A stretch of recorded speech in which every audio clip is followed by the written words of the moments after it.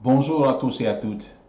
Il y a de cela 2 jours, je vous promettais de faire quelques vidéos pour expliquer au public camerounais en particulier et à ceux qui n'ont jamais utilisé des escaliers roulants en général, comment est-ce qu'il faut s'y prendre pour utiliser convenablement cet outil. Alors, chose promise, chose due. Avant de commencer, je vais vous parler très brièvement de la composition des escaliers roulants. Comme j'avais promis, je ne le ferai pas sur le plan technique, mais tout simplement sur le plan pratique, donc sur le plan physique des escaliers roulants. Alors quand vous observez les escaliers roulants, vous avez, grosso modo, vous avez en gros 4 parties sur lesquelles je voudrais que vous vous concentriez aujourd'hui, qui vont vous permettre d'aborder convenablement ces escaliers. La première partie, c'est la main courante. La main courante, c'est la partie où vous pouvez poser la main et qui coulisse, qui déroule en même temps que les escaliers. Et en général, ça tourne suivant une trajectoire parallèle à celle des escaliers. Donc la main courante est très importante pour ceux qui veulent garder un certain équilibre et qui ne peuvent pas garder cet équilibre autrement qu'en s'appuyant sur quelque chose. Voilà donc la main courante. La deuxième chose sur laquelle je voudrais que vous vous concentriez, c'est la première marche des escaliers. La toute première marche des escaliers, elle est toute plate et c'est là où vous réussissez votre entrée ou vous la ratez. C'est juste à la première marche des escaliers. Donc, dans cette première marche, nous allons nous focaliser dessus et nous allons voir un peu comment est-ce qu'il faut l'aborder. La troisième chose sur laquelle je voudrais que vous vous concentriez est la dernière marche de l'escalier. Elle est très importante parce qu'elle marque également la transition entre votre corps qui est en déplacement grâce au déroulement des escaliers et l'instant où vous allez recommencer à marcher et vous n'êtes plus propulsé par les escaliers. La quatrième et dernière chose sur laquelle je voudrais que vous vous concentriez, c'est la partie des escaliers qui se retrouve entre la première et la dernière marche. Elle est particulière en ceci qu'elle ne bouge pas. Cette partie ne donne pas l'impression de bouger puisqu'elle est tout simplement comme les escaliers normaux. Elle vous propulse vers le haut ou vers le bas selon que vous montez ou que vous descendiez.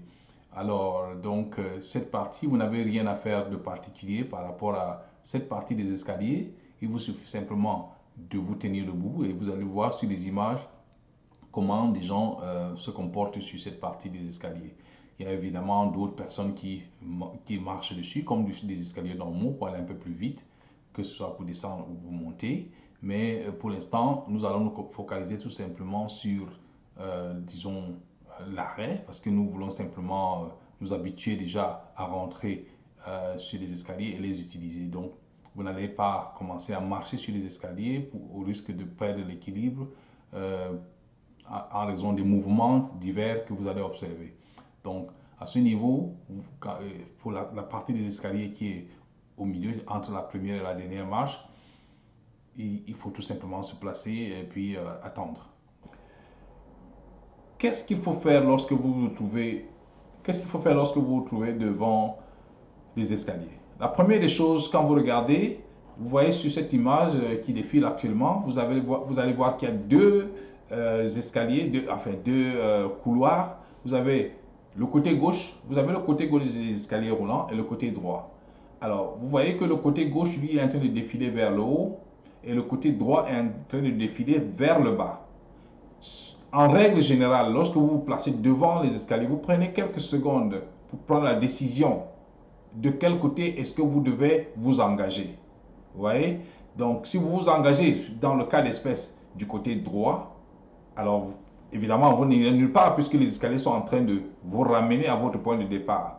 Ce qui veut dire que, en règle générale, lorsque vous vous présentez devant les escaliers roulants, vous choisissez le côté qui s'éloigne de vous, quel que soit l'endroit où vous vous trouvez. Là, vous êtes en bas, ces messieurs qui sont sur les images qui passent actuellement sont en bas et vont à l'étage. Donc, les escaliers sont en train de les amener vers l'étage supérieur, vers le haut. Par contre, ceux qui sont déjà à l'étage et qui veulent venir en bas vont prendre les escaliers de droite, de notre droite que nous regardons. Mais chez eux, en haut, ils vont voir ça à leur gauche. De toute façon, ces escaliers sont en train de descendre, c'est-à-dire que c'est en train de s'éloigner d'eux. N'importe comment, en règle générale, donc, comme je disais, vous regardez, vous empruntez les escaliers qui s'éloignent de vous. Donc, qui tournent en allant dans le sens, dans le même sens que votre mouvement, le mouvement que vous voulez effectuer. Donc, c'est les escaliers qui s'éloignent de vous. Ne prenez pas les escaliers qui tournent en venant vers vous. Ça, c'est des escaliers qui vont vous poser des problèmes parce que ce n'est pas dans cette direction que vous voulez aller. Donc, ça, c'est très important. Gardez en tête que vous devez emprunter. Vous arrivez devant les escaliers, vous regardez d'abord le mouvement des escaliers et vous décidez quel est le côté que vous devez emprunter. Vous prenez celui qui s'éloigne de vous, ou les escaliers s'éloignent de vous. Voilà donc la première des choses.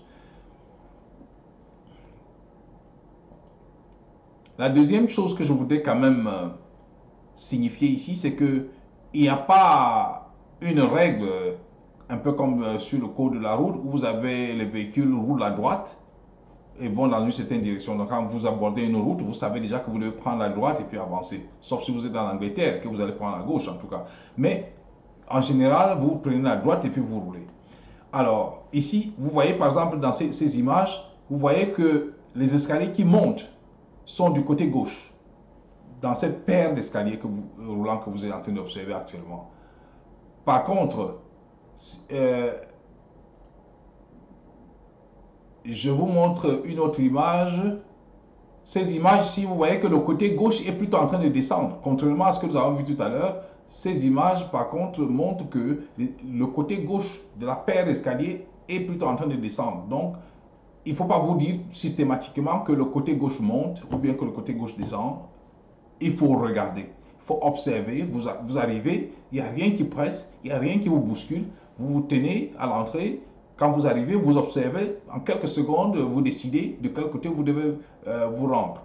En général, c'est comme je dis, la règle, vous voyez des gens qui viennent du haut là-bas, ils prennent le côté gauche parce qu'ils descendent. Donc, les escaliers s'éloignent d'eux et c'est ça qu'ils vont emprunter. Donc, vous vous placez du côté des escaliers qui s'éloignent de vous et c'est ça que vous allez emprunter. Donc, ça, c'est en règle générale, disons, le côté de l'escalier que vous devez emprunter.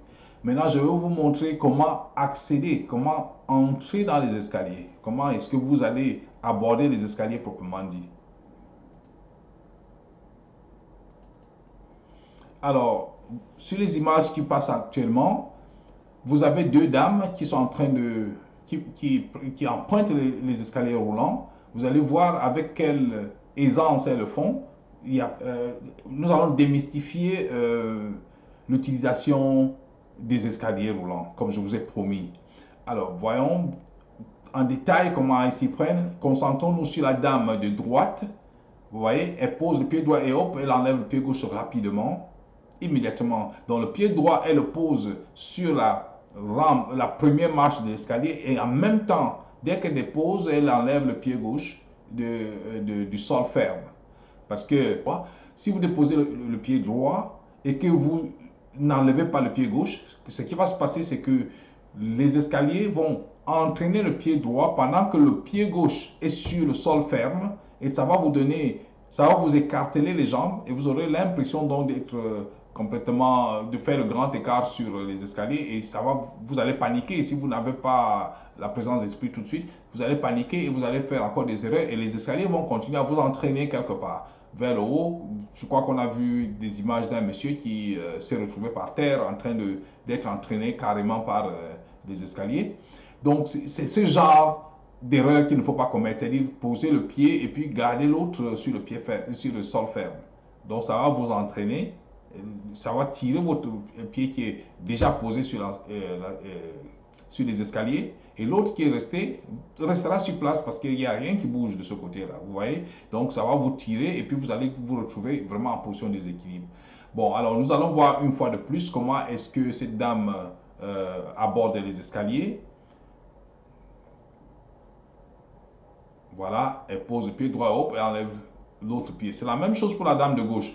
Je vais vous faire remarquer que les deux dames, il y a une qui tient la main courante, c'est celle de droite, qui tient la main courante pour son équilibre éventuellement. Si vous pouvez le faire, si vous estimez que vous ne pouvez pas rester debout en équilibre sans arrêtez quelque chose, vous pouvez donc tenir la main courante et puis directement vous serez en équilibre. Mais la femme de gauche, vous voyez que naturellement, elle n'a pas de problème, elle est debout, elle est là en train de causer et puis elle avance directement dans le, disons, elle aborde directement les marches de l'escalier, elle est là debout, elle se tient. Donc quand vous êtes en train de rouler, et ça c'est les marches qui sont intermédiaires entre la première et la dernière marche. Donc ces marches-là, vous n'avez pas besoin de faire quoi que ce soit. Une fois que vous êtes déjà là sur les escaliers, vous tenez tout simplement debout et c'est fini. Donc les escaliers vous amènent à destination.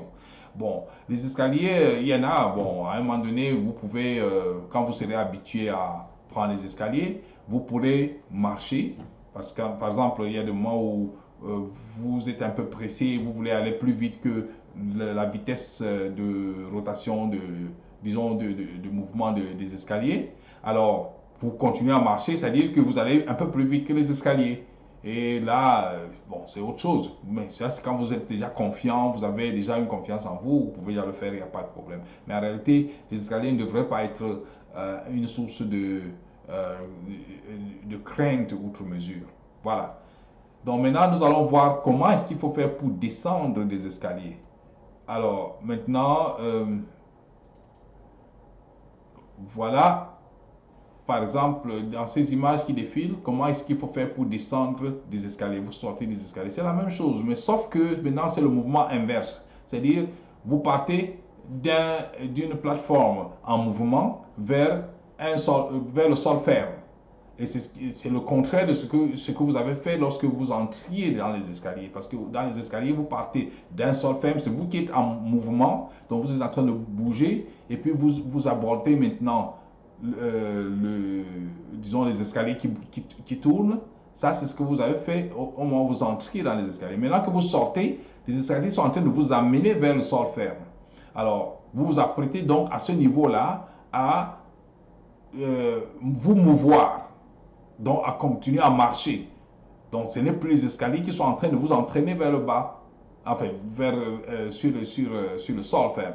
Donc, ce qui se passe donc, c'est que à la dernière marche, encore cette dernière marche, donc, c'est-à-dire, bon, dans le cas d'espèce, c'est la dernière, puisque vous avez commencé par la première, et maintenant vous êtes à la dernière marche. Encore cette marche-là dont je vous ai parlé, je vous ai dit qu'il y avait deux marches qui étaient très importantes et sur lesquelles il fallait se focaliser.